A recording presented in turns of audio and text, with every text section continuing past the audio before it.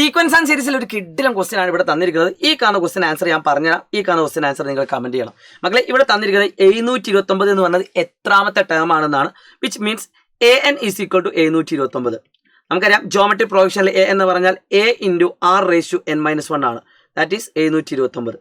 ക്വസ്റ്റ്യനിൽ കൃത്യമായിട്ട് അറിയാം a എന്ന് പറഞ്ഞാൽ √3 ആണ്.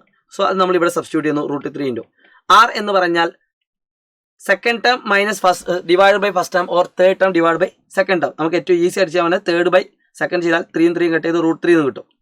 ഇനി സെക്കൻഡ് ടേമിനാണ് ചെയ്യുന്നതെങ്കിൽ 3/√3 ആണ്. ഇതും കട്ട് ചെയ്താലും √3 തന്നെ കിട്ടും.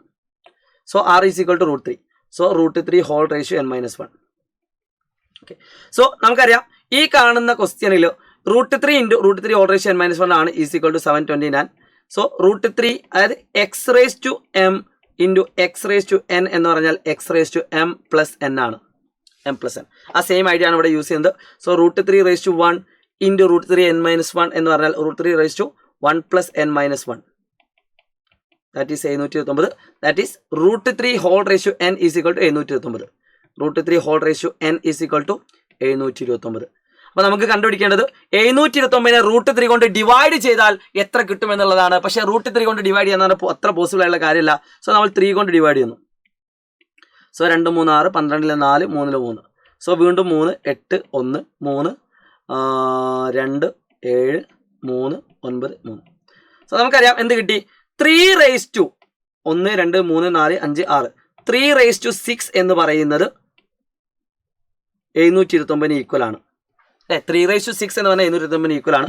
പക്ഷേ നമുക്ക് 3 അല്ല കണ്ടുപിടിക്കുക, √3 വെച്ച് ചെയ്യണം. അപ്പോൾ ഈ 3നെ നമുക്ക് എന്ത് ചെയ്യാം, √3² എഴുതാം.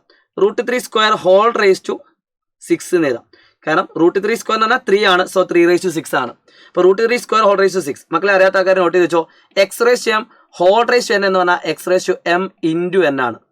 അപ്പോൾ നമുക്ക് ഈ കാണുന്ന ഉത്തരത്തിന് നമുക്ക് എന്ത് ചെയ്യാം, √3 × 2 × 6 12 ഈക്വൽ ടു 729. അപ്പോൾ നമുക്ക് മനസ്സിലായി √3 is equal to 729. So n is equal to 12 ആണ്. സോ അങ്ങനെയാണെങ്കിൽ ഈ കാണുന്ന ക്വസ്റ്റ്യൻ ആൻസർ എന്ത് നിങ്ങൾ കമന്റ് ചെയ്യാൻ മറക്കരുത്. മാക്സിമം ഫ്രണ്ട്സിന് അയച്ചു കൊടുക്കുക. It's me Shahid Ramzan from silent learning.